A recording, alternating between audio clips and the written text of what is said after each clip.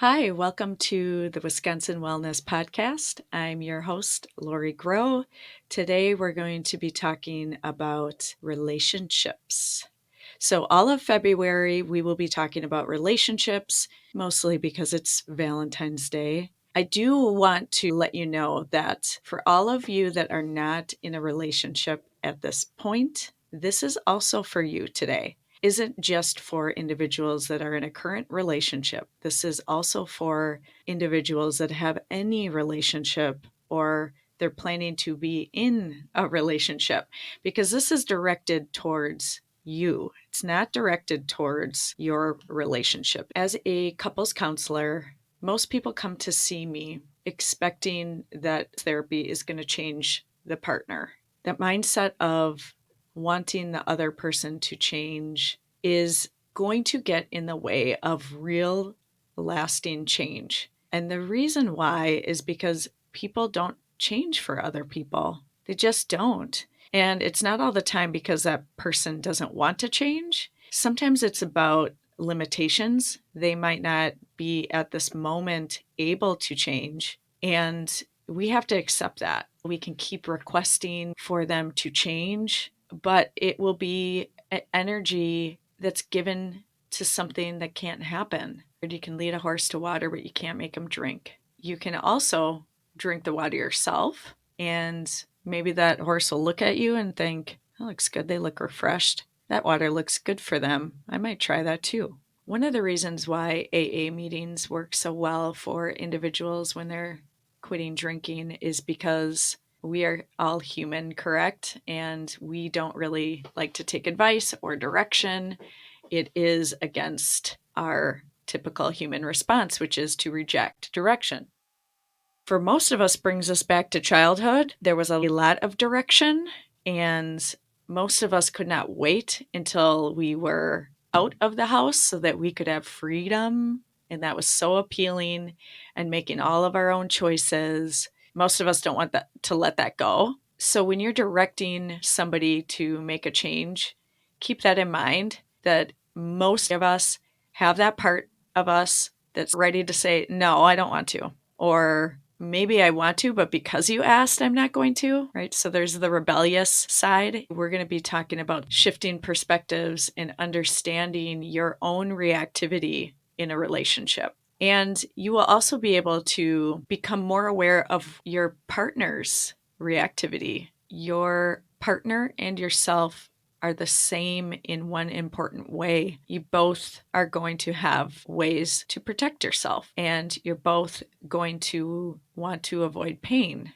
and you're both going to want love, right? If you don't, then the relationship really has no direction. If you don't actually want love, then that's a different podcast and a different situation. Keep that in mind, because whenever we are thinking about how we are the same as someone else, we can feel more connected or similar as. It levels out the power, it levels out our desire to compete, to feel like we know better. It brings us down to where we're supposed to be, which is in a space of wanting to have a better relationship. If we're in the space of, I want this person to do this, we're up already and we want to be centered.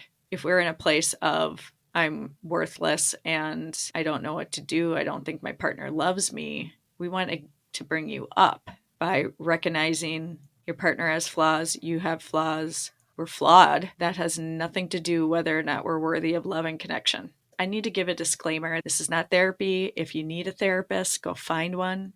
Go look in our show notes. I know a lot of wonderful therapists, a lot of wonderful therapists. If you are in a situation where there's domestic abuse, look at the show notes as well, and there's a hotline to call. This is for individuals that want to make the relationship better, but are also in a safe environment. So let's get started. We're going to talk about 5 different defense mechanisms or reaction types. Think about yourself in one particular relationship. Bring it to mind while we go through the 5 types of reaction styles. The first one is lion. This is an active podcast. I want them to be engaging and follow some of the homework. I don't want to call it homework. Life work? I don't know. I'll come up with a name. The first one is lion. It falls under the category of aggression and intrusiveness. This is one of the defense mechanisms that people tend to fear. The lion is in the aggressive space. If something's occurring that is harmful or they don't like or that threatens them, they will use aggression as a defense mechanism. They may respond to threats or stressors with assertiveness or hostility. They might yell, they might scream, they might get in your face, point fingers, use their physical presence to intimidate. Typically, what you're going to see in a relationship that's not in the abuse category would be the like ranting and yelling or slamming doors. Think about going to work, you're in a meeting, you're with the boss, and he brings up a new system of doing something. And all of the individuals there are annoyed with it and frustrated, and it doesn't make any sense. And one of the employees steps up and says, "Hey, help me understand this. This doesn't make any sense. Why are we doing this? This just seems like it's a waste of time." And the boss says, "If you don't like it, get out of here. This is how it works. Stop asking questions. You don't know anything. Why are you talking? You don't know anything about this project. You don't know anything about the system. You're wasting my time." I think you can probably tell I'm not a lion just with my extremely bad acting, but they're aggressive and there's blaming and it's you and there's judgment. It's really this feeling of I need to dominate in order to make changes and I need to step over some boundaries because I'm right. It's all based on fear. So you have all that first information, right, on what it looks like. Let's go to the center. It's where we're all alike. It's based on fear typically. It's based on protecting ego. And it's based on that desire to have things go the way that they want them to go. So that is what connects us all. The peacock has a tendency to focus in on oneself when feeling threatened. It's in that self-preservation mode. I need to take care of myself. I see this happening in couples with young children.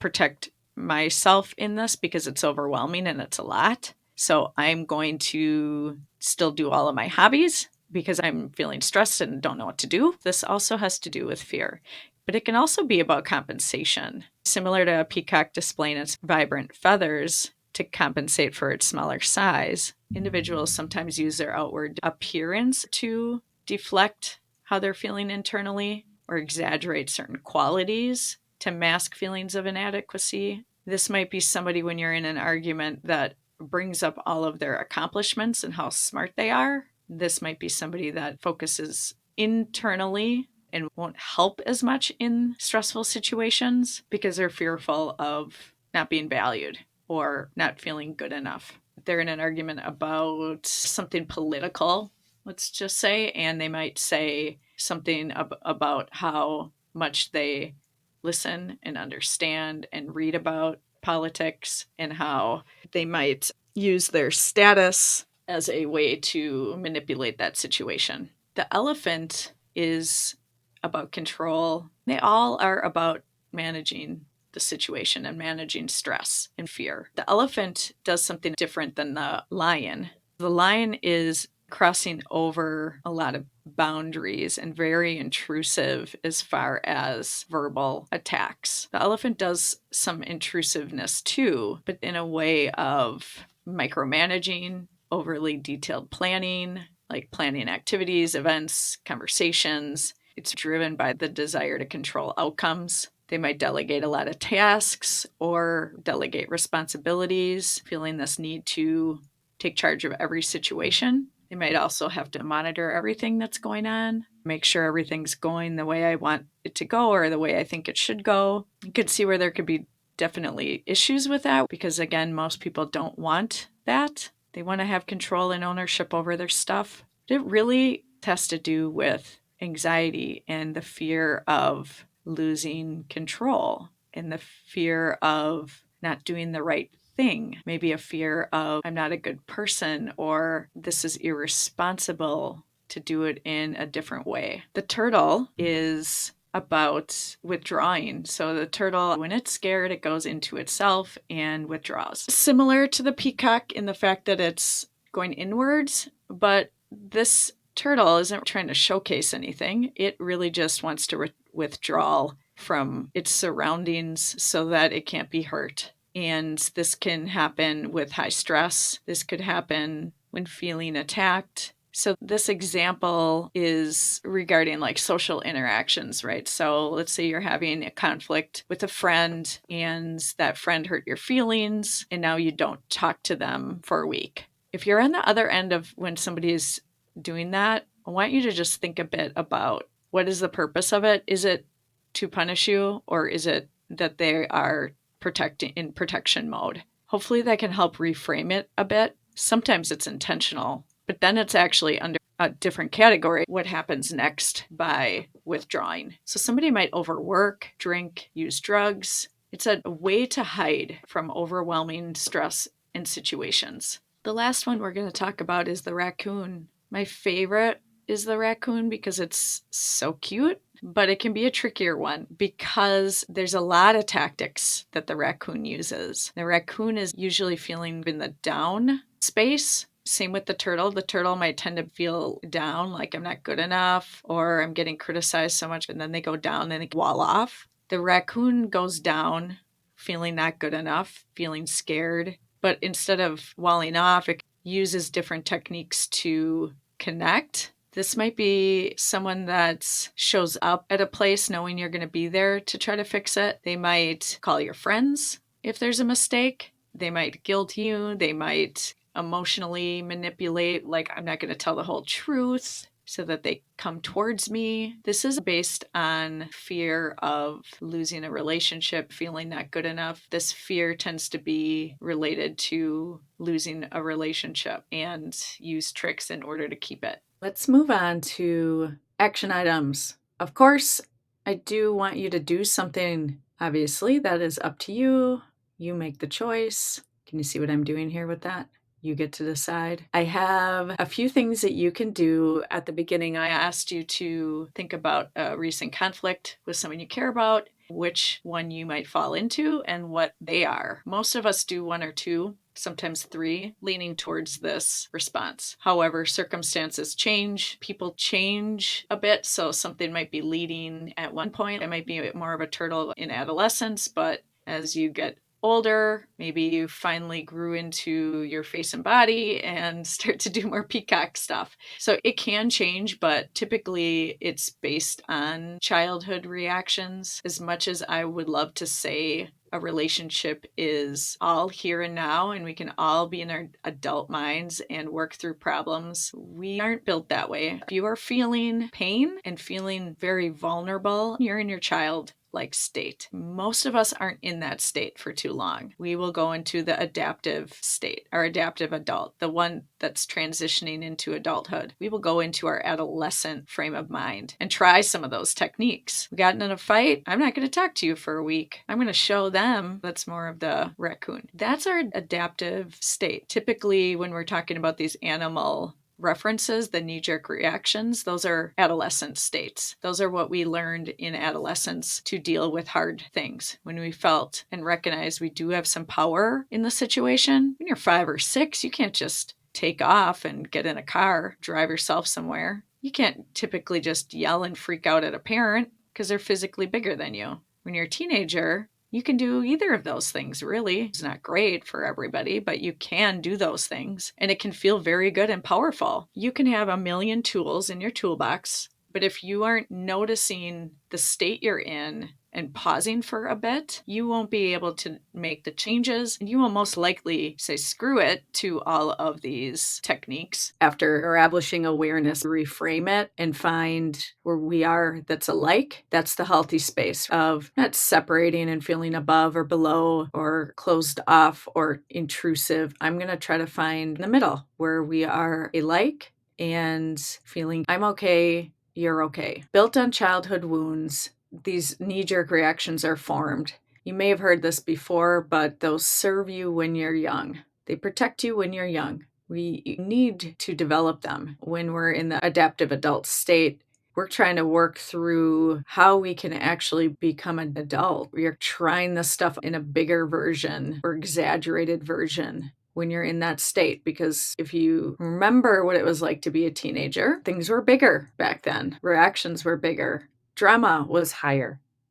So that's because there's a bunch of people at that age group trying to figure that all out, trying to protect themselves and find themselves. That was what was going on back then. Reflection is one of the main components of improving your relationship because you're bringing things that are not in your awareness into your awareness so you can do something about it. If you don't know you are doing a certain behavior, there's no way to make a change unless it's complete accidental type of change. I say a lot, and when I first did speeches in speech class, I watched a video and it was very cringy. It wasn't until I saw it and recognized I'm doing that was I able to stop the behavior. It's not perfect. I use editing to save you all from hearing all of them. By the way, I really would love to have an editing tool in my real life so that I could come back and erase any embarrassing things I say. It would be amazing. Maybe there's something AI can do to help us with that. Next, I want you to embrace self-reflection using a visual tool. One of the best ones is a timeline. This is important for understanding yourself and your triggers. If you were finding yourself in a withdrawal space like the turtle, having a timeline can show you what stage of life you were in when somebody around you did that, when you did that. You can start to see those patterns. You can see some of the reoccurring themes as well. The next one would be to communicate openly. Feel free to share this episode with a partner and say, hey, I recognized what I am. What do you think you are? Have a conversation about it. That is a step towards the middle. It is a healthy thing to be doing. You're saying, I'm something here, you're something here, therefore we are equal. Do not send this to someone and say, you're this, and get it together. Don't do that. Practice empathy towards yourself and towards other people. That's going towards the center of healthy. You are just saying you can see where that comes from. You can understand why somebody might feel threatened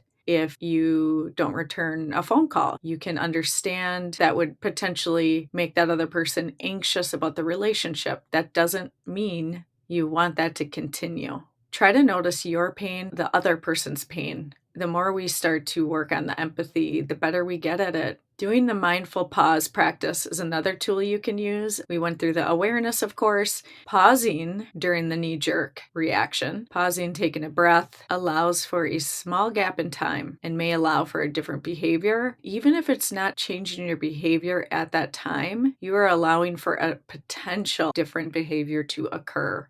So even if you're far away from not yelling at someone when you're upset, you can still do this technique. And remember to start where you're at. Seek professional support. Of course, I know so many awesome therapists.